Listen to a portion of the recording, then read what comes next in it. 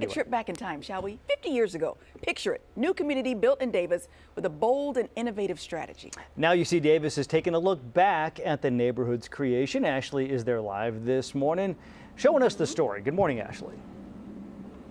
This is really cool. So I don't know if you're familiar with passive solar, but let me show you exactly what passive solar is. I need some more light.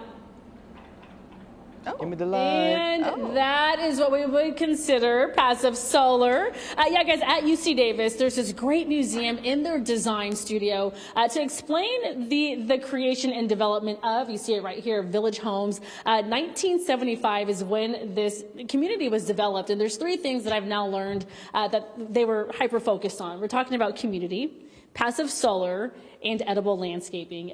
Adrian, you are the co-creator of this phenomenal space.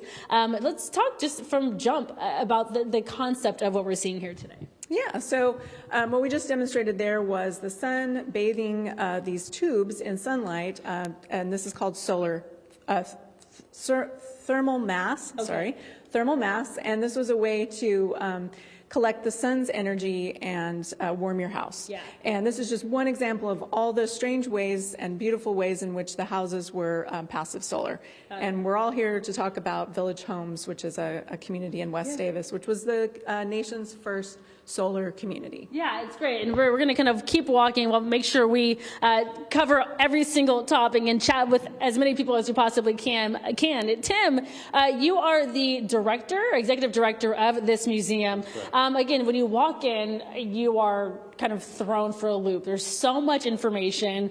Tell me just what we're seeing here. And again, I mentioned earlier the edible landscaping, the passive solar, and just overall community. Yes, so this is a three-dimensional map representation of the Village Homes neighborhood. It's actually a really good place just to tell the big story. There are so many innovations in Village Homes, it's hard to describe them all. Yeah. All of the rainwater that falls on this site is kept on this site. It's an edible landscape, which means there are multiple orchards and garden plots where people can grow their own food. There is passive solar, I already mentioned. All the houses are north-south facing to take advantage of the sun. There are pathways that interconnect all of the neighborhoods, so there's very little reliance on cars, so you can cycle and walk to most places as well. So cool. Yeah, I mean, it does feel so communal. You talk about the community, of course. You know, at the time, this was novel. It was groundbreaking. What made this stand out?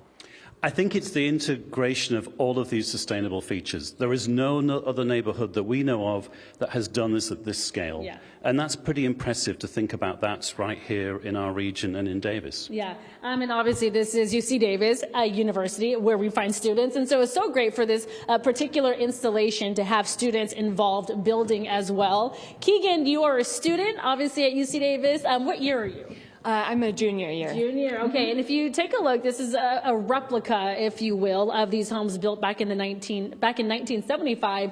And you built this. You helped build this. What was this experience like for you, going back to 1975? You weren't born yet. Going and understanding what was happening back in the 70s in Davis. You know, it was very interesting. I loved all the different methods that they used to help be more sustainable, and getting to build an exhibit where you can really see the way the architecture was makes it more immersive and then more engaging for the audience as well. Yeah, very cool stuff, guys. Again, this installation at UC Davis. I'm going to come have Tim come here.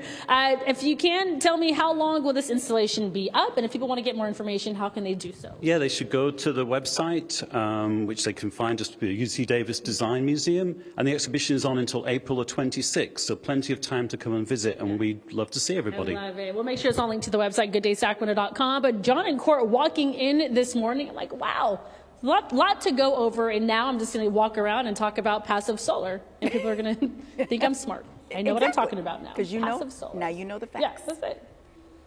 Thank you, Now I Ashley. know.